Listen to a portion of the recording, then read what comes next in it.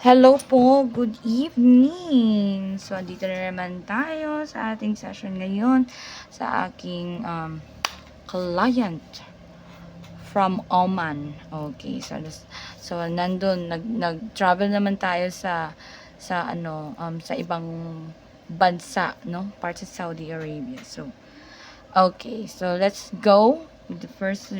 Ito ay mga combo nila, no, na gustong-gusto nila. With the question, with the tarot, with the cartomancy.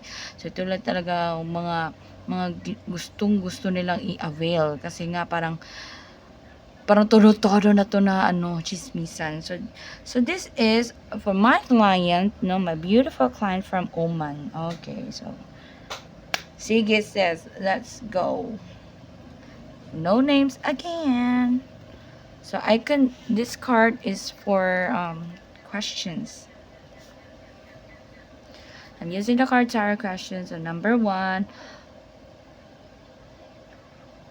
Okay, wala ba siyang magiging problema sa mga inaalok na importanteng bagay sa kanyang kapamilya? Okay, so may mga personal matters po ito about sa lupa, something like properties. So sige, so wala bang maging problema? Let's see.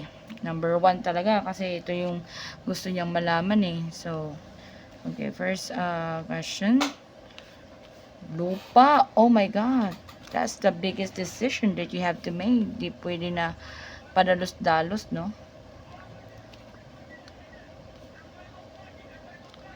Okay. Oh my God. You have to balance. Make it clarity. Yes. Sa kapatid mo. So, dapat umuuwi ka daw. Sis, wag padalos-dalos. Yes, you have to make it balance and try to see to it kung wala bang problemang inaalok na properties sa'yo. Kasi parang something like clarification. Yeah, you have to make clarification for this. Hindi pwede na dahil ka mag-anak mo at go na ng go ikaw. So, this is very important. You have to go home. You have to check the location as well as the payment at anuman yung mga katransaksyon, sino yung binibilhan ng lupa. Okay, that's it is. Dapat may complete papers din. Kasi ako bago lang kami nag-close deal ng lupa din, no? Thank you, Lord. Oh, with such my blessings ba. So ayun, naging na din ako dito. So this was partly 2 years ago. Yes.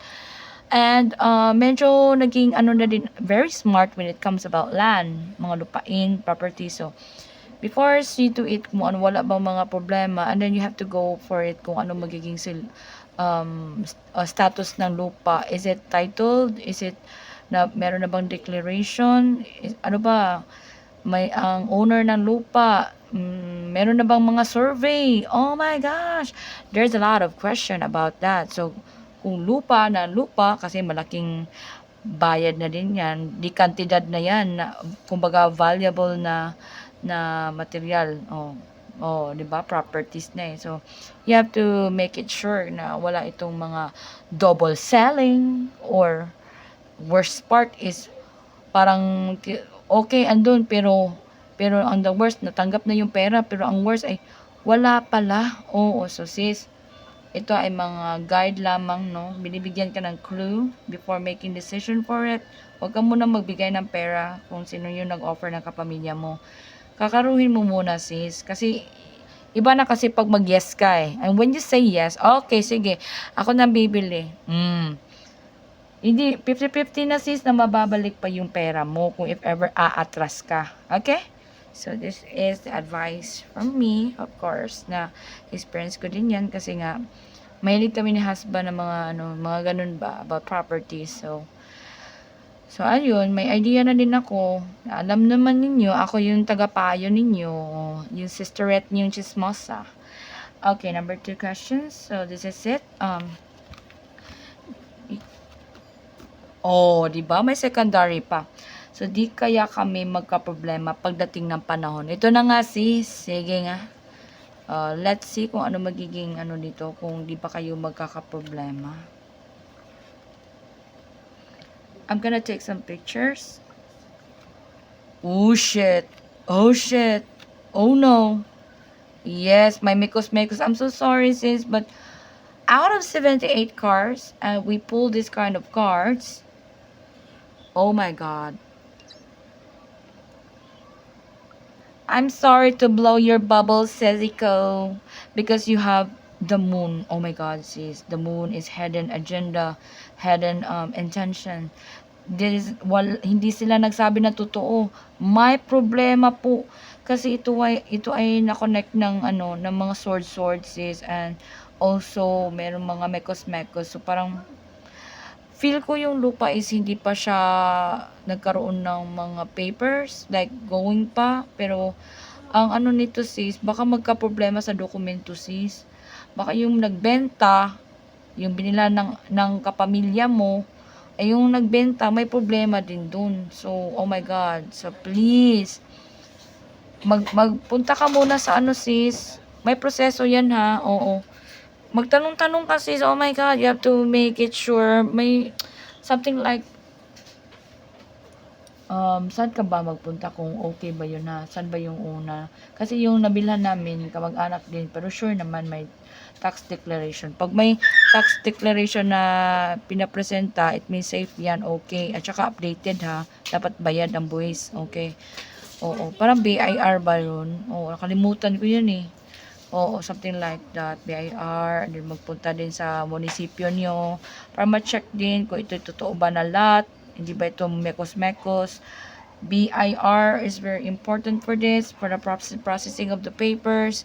Since first impression with the, oh my God, may maraming problema, siguro maraming bayarin. Babayaran mo pa yung ate mo kasi siya yung yung kamag-anak mo kasi siya yung nakabili nito una, and then but you have, may mga aasikasuhin pang papeles sis, and you have to see kung yung binila ng ate mo ay siya lang ba, wala bang mga ibang mga kamag-anak. Dapat na may clear papers po. Oo, at saka surveyed na ang lupa. May survey na ba? Yes, hindi pwede turo-turo lang. Ay, ituro lang yung ano ba, nguso ba? Oh, andyan lang yun. Naku, Diyos ko. Bawal lang ganyan sis, kasi remember, pag ang lupa, hindi ito okay, maraming napatayan dahil sa lupa. Marami din mga kamag-anak, hindi na nagkaroon ng magandang magandang relasyon ng dahil lang din sa lupa. Yes, remember that sis. Maraming kamag-anak nag-aaway nito. Oo, so okay. So naku, hold sa muna ang pera mo.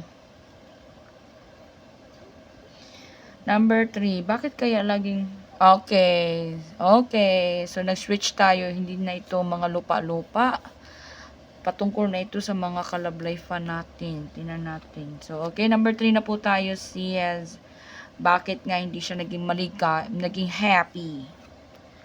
Oh, happiness ng kanyang, okay.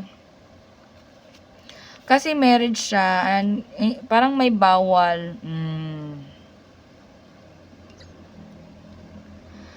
yung sa family niya sis, hindi talaga siya okay sis eh. Naging okay lang siya kasi doon. Ayaw naman din niya hiwalay. Oo, ganun ba? O, tinan mo marriage. So, parang hindi talaga siya okay sa kanyang marriage din. Parang, siguro nagger din yung asawa niya. Siguro hindi din okay yung asawa niya sis. Yes sis, so ito po yung nangyayari no. Kaya, ganun siya kasad kasi yung marriage niya ay parang hindi siya happy. Number 4, magkaroon pa ba kami ng, ay, hindi ito pwede banggitin. Sorry. Okay, parental guidance, no? Okay. Uy. Okay sis, parang wala pang magaganap na krimen sis. Yes, kasi medyo busy, and then parang sa inyo, parang something is holding back. Parang hindi pa. Parang may mga nakasagabal. Yes, sis. So, ang answer ko niyan ay no. Actually, may tatlong no talaga. Okay, number 5. Kailan kaya ako, okay. Tingnan natin kung magkaroon ba. Sis, Oo nga eh. Nakita ko, ang daming emoji dito. Sige, di ko na lang din banggitin sa video. Ano ba? Ay, Diyos ko sis, sa ganitong Love Life series, parang hindi pa.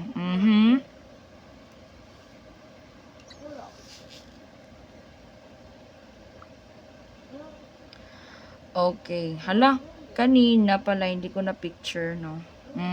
Number 3 pa ang na-picture ko. Nakalimutan ko. I'm gonna take another pictures for that. Sa number 4. Okay. Pero na-explain ko na sis ha, ang number 4.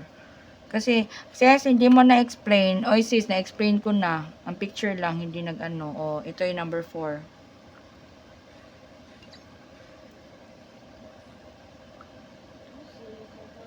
So, okay guys, naka-live reading kasi ako. So, ayun, nakalimutan ko.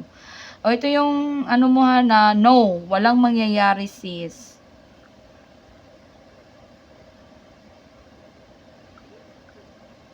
Okay, let's continue with the fifth reading kung about sa jowa kung meron. Parang sa ngayon sis, parang no pa rin ang sagot. Oo. Wala pa sis. Parang nag-ano pa, waiting pa sa tamang panahon. Hinihintayin pa na mahinog ang prutas, tsaka maging malanta.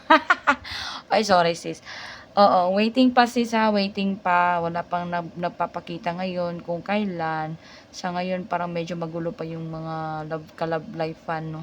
At saka sa lupa, sis, Diyos ko, no.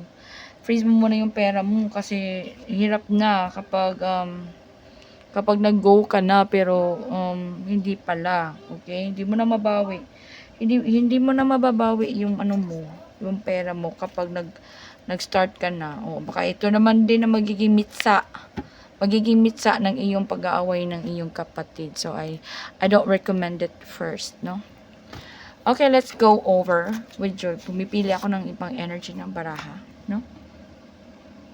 So itong energy ng baraha natin ngayon, I know this is your favorite cards din also. Okay, this is for your reading. Okay.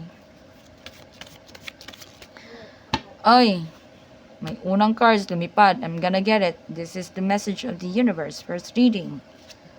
Ooh, Wheel of Fortune.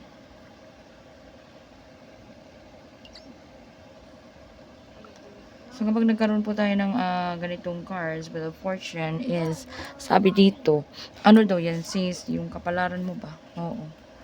Yes. First reading ha, tingnan natin. Okay, I'm gonna get, oh. Ay!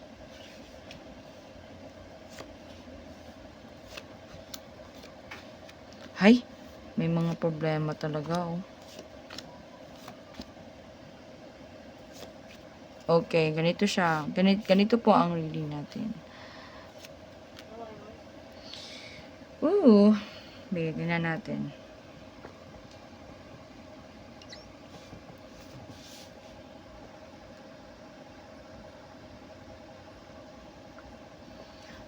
Cards mo sis. Unang cards natin, nagkaroon po ikaw ng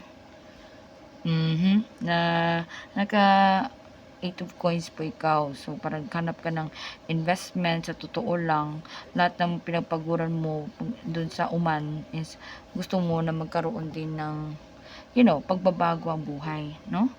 And then, right now, sis, naku sis, may mga disappointment ka dito. May offer kasi sa isang babae. But, I think there is a hidden problems beneath it.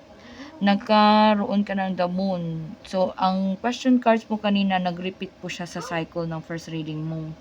So, may offer daw sa'yo sis, but please, you have to make it balance. And please, you have to go home first before making an, ganun ba? O, hindi pwede na mag-start ka na ng ano sis, hinahinay ka na magbayad, and then you did not see the actual, kasi ano to, investment to, so ang investment can be lupa or ano yung mga plano mo. Oo, so regarding sa question, parang nag-connect sa first reading natin, there will be a disappointment. So disappointment, there will be problems so napaulit-ulit po ang cards natin, no? Yes, first reading. Let's go over with the second reading, which is our present, no? Babae married.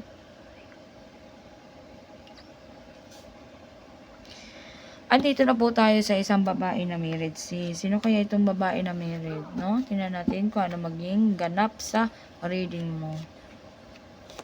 Ay, patungkol ito sa pera. But I guess parang magkaroon. Oh my God, may devil cards ka na naman din ulit. Sis, may devil cards ka na naman din ulit. It's repeating. The cycle is been repeating.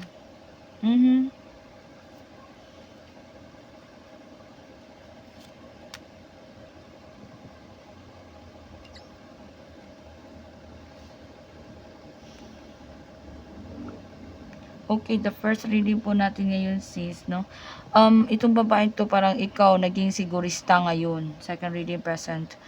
And kasi sabi mo, parang hindi mo naman din pinupulot yung pera mo kung saan ka nagtatrabaho ngayon. And then sabi dito, parang it turned out na hindi siya naging okay. Oo, hindi siya okay sa mga clarification. Ano ka ba? Para kang hindi ka mag-anak. Ano ka ba? Ang dami mong mga tanong-tanong. Ganun ba? Parang may nagalit. O, kasi naghanap ka ng clarification, sis eh. Gusto mo kasi, kung lalabas yung pera mo, dapat na go, na walang mga sabit. Oh, it's clean ba? Kasi hirap naman, ma-fully paid siya or something like, I think there will be a lot of money. There is a money involvement. Eh, ang hirap kung mag-release ka ng pera, wala naman din kasiguraduhan, hindi naman magkaroon ng complete paper. So, may mga problems, which is nakita natin sa first reading. Beneath problems. Ngayon, naka-devil cards ka pa. So, oh my God. So, sis, sa work mo, continuously, magkaroon ka daw ng pera, sis, sa lahat ng mga pinagpaguran mo. Pero, ang advice sa cards, sis, ay hindi. Yung tinatanong mo kanina, kung dapat mo ba i-go. No, sis. Pero nasa iyo pa rin ang desisyon nito, sis, ito ay gabay lamang. Pero ang advice ito, no. Pero kung uuwi ka dito, titingnan mo yung status ng lupa na ino-offer sa'yo, o ano man itong mga offer mo, kasi malaking pera to eh. You have to see to it na hindi malagay sa langanin ang pera po ninyo. I'm sorry.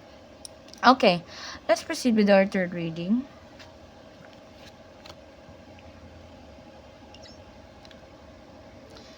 Oh, ito naman din yung third reading mo. Patungkol ito sa trabaho. Kuha ko na isang card na natin na.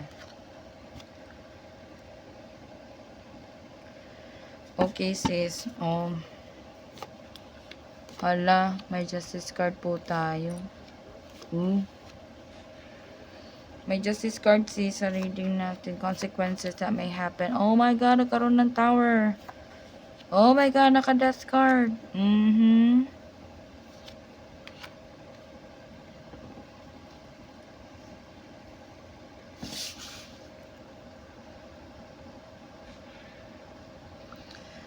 Sis, may mga problema talaga dito sa future reading mo, sis. Parang nagkaroon ng ending o ba niya beginning. But ending, kung hindi ka pa nakapag-start nito, kasi parang pera to eh. You are very more, naging curious ka, nagtanong-tanong ka sa pamilya mo patungkol dito. Pero nagkaroon ng tower, sis, problema. And you will receive a bad news, no? Kakulangan ito sa pera, and then meron ding death card, ending of a new beginning. Anyway, nasa sayo pa rin ang mga choices. Open pa naman din, sis. It's not quite like an end of the world, pero parang sabi nito, you have to avoid, possible losses. Kaya parang ni-reject mo, sis, in the future yung offer ng iyong kamag-anak. So sis, so ito na nga, no, grabe sa series natin. Mga major cards talagang lumalabas, sis, and you are so careful with your money.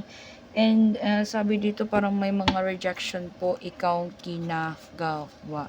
Okay, let's continue with the cartomancy, no? This is still from my beautiful client from Oman, no?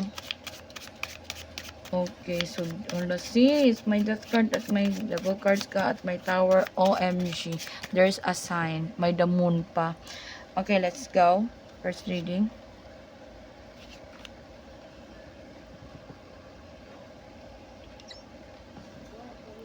So, ang cards po natin ngayon, sis, ay nagkaroon po tayo ng lalaki.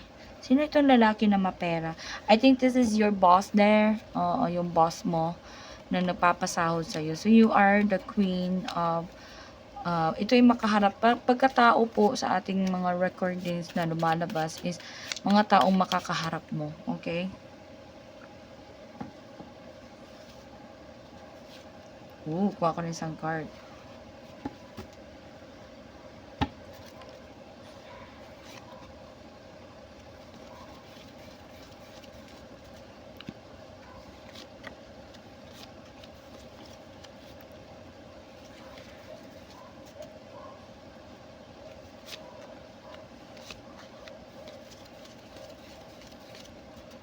Okay.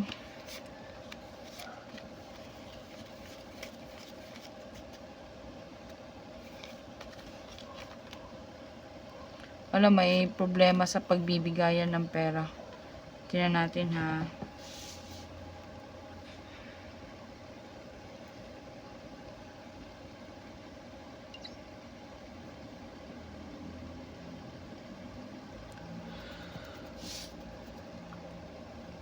So, sa ating first reading po natin ngayon sis, ay may mga lalaki talagang nagre-repeat dito. Itong mga nakaharap mo. May isang lalaki din dito na nasasad talaga siya sa mga sitwasyong nangyayari sa inyo. Ay, love life. So, may love life po tayo sa first reading ngayon sis. At saka may ano din dito, may asawa ito ha. Yes.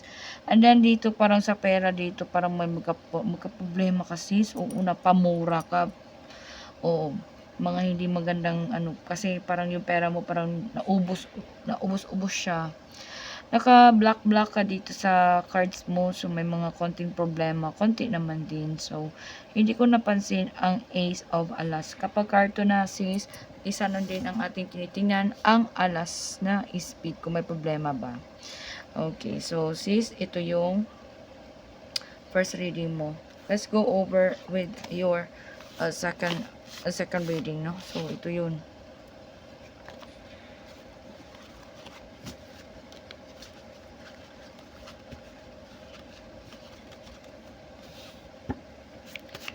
Okay. Second reading for my beautiful client in Oman. Kuha ko na isang card sis. Let's see what will happen. Second reading.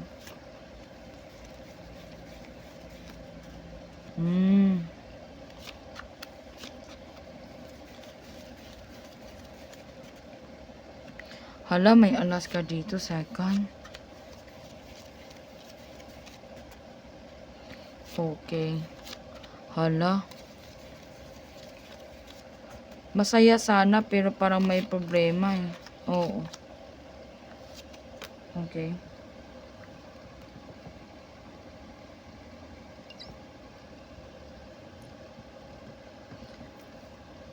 Sa second reading, lumabas dito, may alas tayo dalawa.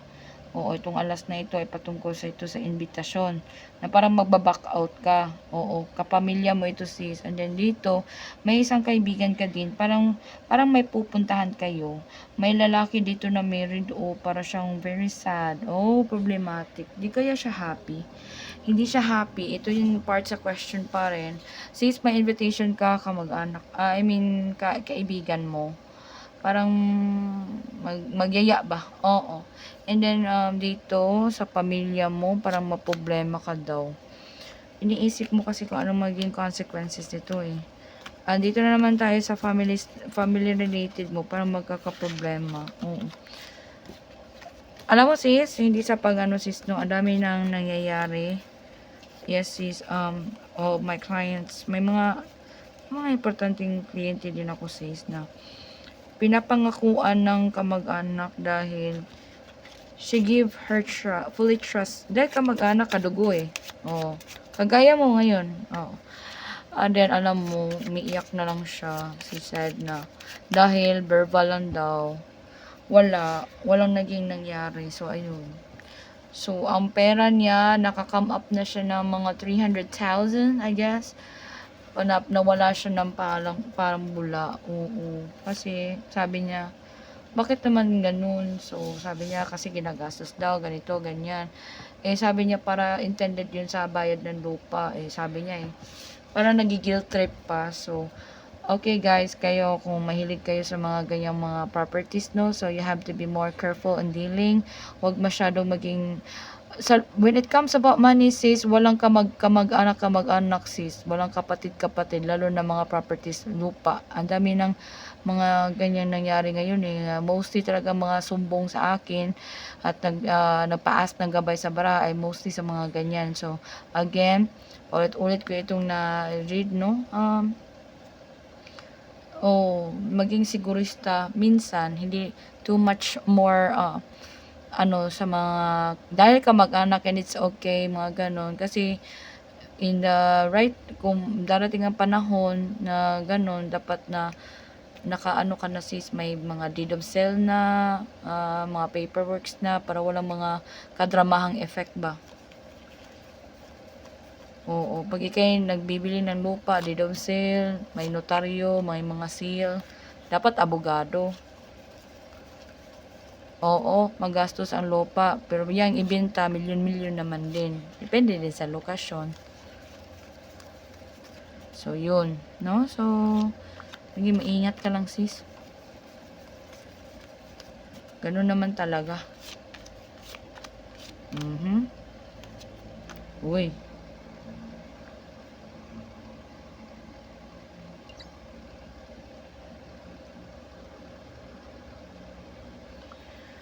So,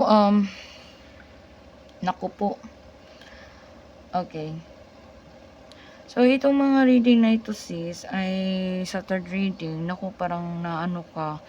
Parang, sis, mag-ingat ka ulit, sis, kasi possible na magkaroon ka ng pagkakasakit. Oo, dito naman din yung ka-pairs mo, yung ka-char-char mo. Magkikita naman din kayo, pero parang pagkikita ninyo, parang masasaktan ka, sis. You have the energy, the vibration na very low. Low po yung energy mo dito, sis. Para bang nawawalan ka ng gana, sis. Oo, kasi parang may mga bagay kasi na parang iniisip mo bala, uy, sayang naman ganito. So, ang sitwasyon ninyo. So, I guess, ang mga reading mo, second, from the third, ay andito na, nagka 4 of speed ka na. Sa second, may alas na speed. And then, sa first reading, ay may 4 of speed. So, medyo, may mga cautious tayo na gagawin sa I know, this is like, panibago pa ito, pero sige lang. Oo, ay, hindi na ito bago, nagre-repeat na yung mga cards mo, but, things get clear to you. Oo, kaya, uy, maging maingat. May sabi dito, may paparating kang pera, so you have to be mindful with that. Huwag masyadong, hala, sige. Oo, bili ka na ng bili, ganun.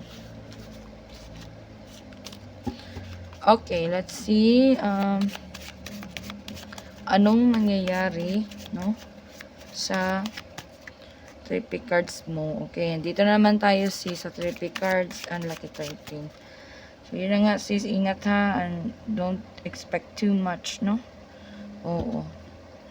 Yung 4 speed, pahalo yan eh. Disappointment. At saka parang, ano din, mga bagay-bagay, sis, ba na hindi mo maintindihan.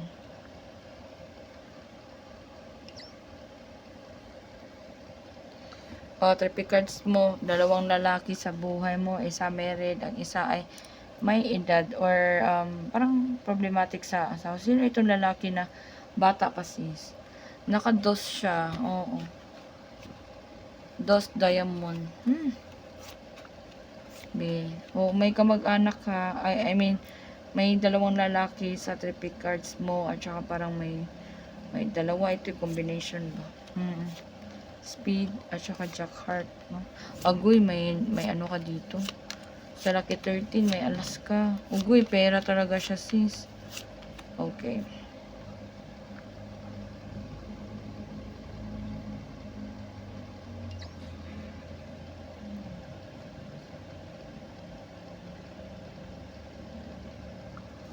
Okay, so ito na nga lucky 13 mo, sis, no? So, may alas ka dito, sis, patungkol sa pera. So, may bad luck. Oo, so dapat na this is future, no? Hindi pa ito nangyari. So, may mag-intention na hindi maganda. It's trying to persuade you na dapat bumili ka, dapat takunin mo ito, sayang naman, ganun. ang ending nito ay mawala siya na parang bula. And then, here you go here. Ikaw lang talaga yung isa na lumabas dito. Ang daming mga cards din dito, sis. Oo. So, they are positive naman. Pero about sa family, sis, may maraming mga bagay na hindi sila nagsabi ng totoo. I'm sorry, but it sounds like mahirap, sis. Oo. Parang they try to conceal something para oo ka. Oo, may pamilya kasi dito, may mga problema sis eh. Oo, at saka kung may problema, ikaw lang din iniisip. Kaya, mostly, pera po itong mga problema mo ngayon. So, sis, okay. So, this is for my beautiful client, no, from Oman. Yes, and, ito na nga, no. Guys, so, kung mga deliberation nito, nakichismis tayo sa aking beautiful na kliyente. Mostly, yung pinoproblema niya, lupa eh. Oo, kasi inaalok ng kanyang kamag-anak and she's not sure about it kasi andun pa siya sa ibang bansa, nagtatrabaho. Ay, atat na atat kasi yung kamag-anak na gustong nabilhan, oo. Siguro nag-start na din na hihingi ng pera, ganun ba? But, oo, ganun naman talaga sis kung mga property dapat na lalabas yung pagiging sigurista natin. Hindi mo pinupulot yung pera mo. Okay? And then about sa love life, medyo menos tayo, wala muna. And then may lumalabas naman nag-asawa dito sa Cartomancy. May speed ka pa. Okay, may speed na alas ka ha. Hindi ito maganda.